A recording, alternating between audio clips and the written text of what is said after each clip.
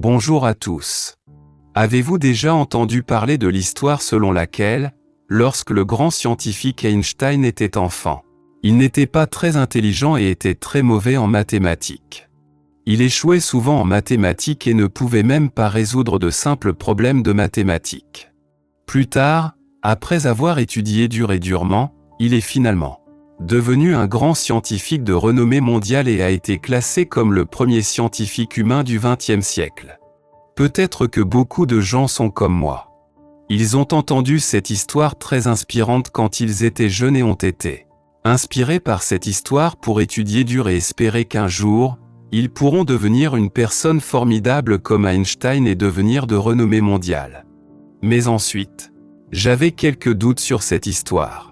Si Einstein n'était pas très intelligent quand il était enfant et ne pouvait même pas résoudre des problèmes mathématiques simples, comment se fait-il qu'il soit soudainement devenu intelligent en grandissant? Comment a-t-il pu révéler tant de mystères de l'univers et devenir un grand physicien de génie? C'est totalement illogique.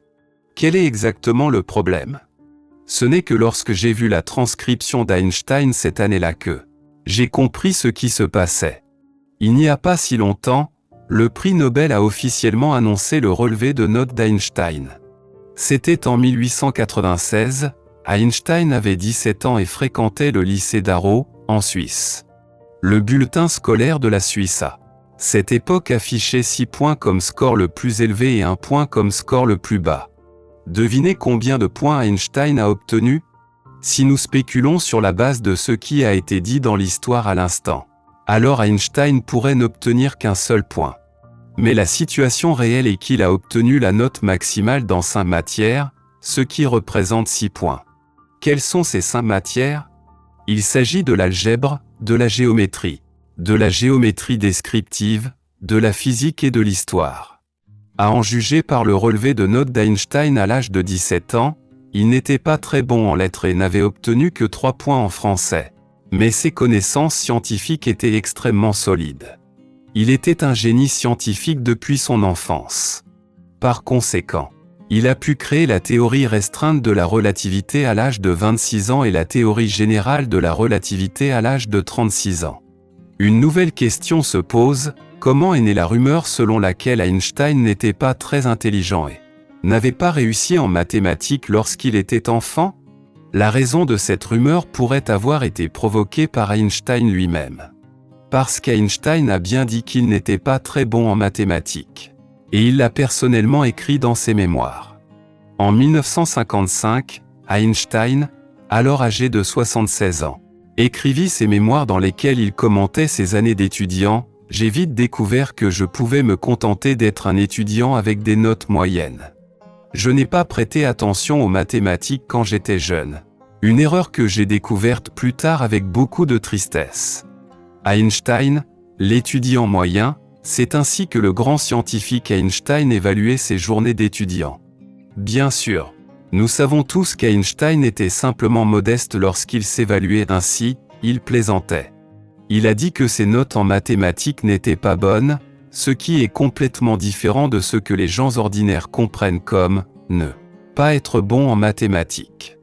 L'intention initiale d'Einstein était peut-être qu'il n'avait pas réussi à rédiger plusieurs articles de mathématiques de classe mondiale ou à surmonter plusieurs problèmes de mathématiques de classe mondiale au lycée. Il avait donc le sentiment qu'il n'avait pas bien étudié les mathématiques. Mais contre toute attente, ces paroles ont été mal interprétées par les gens, provoquant un grand malentendu. Quelle contribution le scientifique de génie Einstein a-t-il apporté à l'humanité? Je ne mentionnerai pas ses réalisations bien connues. En voici quelques-unes qui sont incroyables et bouleversent la vision du monde. Tout d'abord, Einstein a suggéré que l'espace peut être déformé. Dans la perception des gens ordinaires, l'espace est éternel et immuable. L'espace est l'espace, juste un concept. Qu'y a-t-il d'autre? Mais Einstein a dit que l'espace est déformé et que les corps célestes massifs, comme le Soleil, courbent l'espace qui les entoure, provoquant ainsi la courbure de l'espace proche. La théorie d'Einstein a perfectionné la loi de la gravitation universelle de Newton. Mais cette théorie dépassait largement les capacités cognitives humaines de l'époque. Selon Einstein, le Soleil déforme l'espace qui l'entoure, et vous déformez également l'espace qui vous entoure. C'est tout simplement incroyable, et beaucoup de gens à l'époque pensaient que cette affirmation était une pure erreur. Mais plus tard, les scientifiques ont confirmé la théorie d'Einstein. Les scientifiques ont observé que la lumière se dévie et se courbe lorsqu'elle traverse une étoile. La lumière ne se propage pas en ligne droite, mais le long de l'espace. Deuxièmement, en se basant sur le principe selon lequel la gravité peut déformer l'espace, Einstein a audacieusement prédit que lorsque la masse d'un énorme corps céleste change radicalement, sa gravité changera également radicalement, ce qui provoquera une déformation de l'espace-temps environnant. Cette distorsion de l'espace-temps provoque des fluctuations et des ondulations de l'espace-temps. Et ces ondulations de l'espace-temps peuvent théoriquement être détectées. Ce sont les fameuses ondes gravitationnelles. Lorsqu'Einstein a proposé cette théorie, les gens étaient également confus. Jusqu'au 11 février 2016, des scientifiques américains ont annoncé avoir détecté pour la première fois directement des ondes gravitationnelles. Cela est devenu une réalisation historique dans la communauté des physiciens et a fait sensation dans la communauté scientifique mondiale. Troisièmement, Einstein a suggéré que le temps peut être déformé. Après qu'Einstein ait étudié l'univers, il a commencé à étudier le temps. Il croit que le temps peut être accéléré ou décéléré, et lorsque le temps est décéléré à l'extrême, il peut même s'arrêter. La déclaration d'Einstein semblait au début absurde, mais il n'a pas fallu longtemps pour que sa théorie soit à nouveau confirmée. En 1971, deux scientifiques ont mené la célèbre expérience de l'horloge atomique au césium, confirmant la théorie du temps d'Einstein. Après cela, la théorie de la relativité d'Einstein fut également appelée théorie de l'espace et du temps. Quatrièmement, Einstein a proposé que la masse puisse être déformée. Dans l'esprit des humains ordinaires, les éléments de base sont éternels et immuables. Par exemple, on peut digérer du pain en le transformant en glucose, mais l'élément carbone qu'il contient sera toujours du carbone. Mais Einstein a encore brisé les règles et a déclaré que la masse peut être convertie en énergie et que l'énergie peut être convertie en masse. Il a également déclaré que seule une minuscule perte de masse libérerait une énergie si terrifiante qu'elle serait incroyable pour les humains. La théorie d'Einstein a guidé l'humanité vers l'invention des armes nucléaires, qui constituent la première superarme actuellement maîtrisée par l'humanité et ont un puissant effet dissuasif. Des armes comme les armes nucléaires, qui sont en avance sur leur temps, n'auraient pas dû apparaître entre les mains des humains. Mais Einstein a aidé les humains à goûter à ce fruit défendu. Bien que de nombreuses théories d'Einstein se soient avérées exactes, les humains ne savent pas encore comment les utiliser. Par exemple, le temps et l'espace peuvent être déformés, ce qui est trop avancé et relève de la science-fiction. Un jour, si les scientifiques humains, conformément à la théorie d'Einstein, créent un bouclier protecteur capable de déformer l'espace, ou créent un bouclier énergétique capable de changer le temps, alors les humains gagneront à nouveau des super-pouvoirs, étant non seulement capables de contenir les armes nucléaires, mais aussi de progresser vers une civilisation supérieure. Mais à ce jour, certaines des théories d'Einstein n'ont pas été confirmées car les humains n'ont aucun moyen de les vérifier, comme les trous de verre. Einstein a dit que nous pouvons déchirer l'espace-temps à travers un trou de verre, entrer par une extrémité de l'espace-temps et sortir par l'autre extrémité, réalisant ainsi un voyage dans le temps et dans l'espace.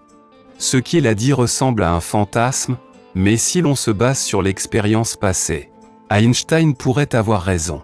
Cela dépend simplement du moment où les scientifiques humains pourront trouver des preuves. Beaucoup de gens ne comprennent pas que les physiciens d'aujourd'hui étudient quotidiennement les ondes gravitationnelles, les trous noirs, les trous de verre et les voyages dans le temps et dans l'espace proposés par Einstein. Ces choses illusoires sont-elles utiles? Objectivement parlant, cela ne sert vraiment à rien pour le moment. Einstein a proposé de nombreuses théories dans sa théorie de la relativité, mais la seule actuellement utilisée par les humains est la création de bombes atomiques et de bombes à hydrogène. Ce seul élément a déjà élevé les capacités humaines à un niveau terrifiant. Imaginez à quel point ce serait puissant si les autres théories d'Einstein pouvaient être appliquées à la réalité. C'est tout simplement inimaginable. Einstein a élevé à lui seul le niveau de la physique théorique pour l'humanité à un niveau incroyable. Ce que les scientifiques humains peuvent faire maintenant, c'est trouver des preuves, prouver la théorie d'Einstein, puis appliquer sa théorie à la réalité. Un génie comme Einstein, même s'il n'apparaît qu'une fois tous les quelques centaines, voire quelques milliers d'années, suffit à pousser la civilisation humaine tout entière vers des sommets inimaginables.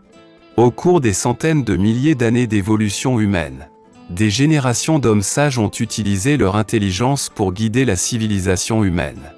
Les noms et les réalisations de ces hommes sages resteront à jamais célèbres pour les générations futures. Bienvenue pour vous abonner à ma chaîne.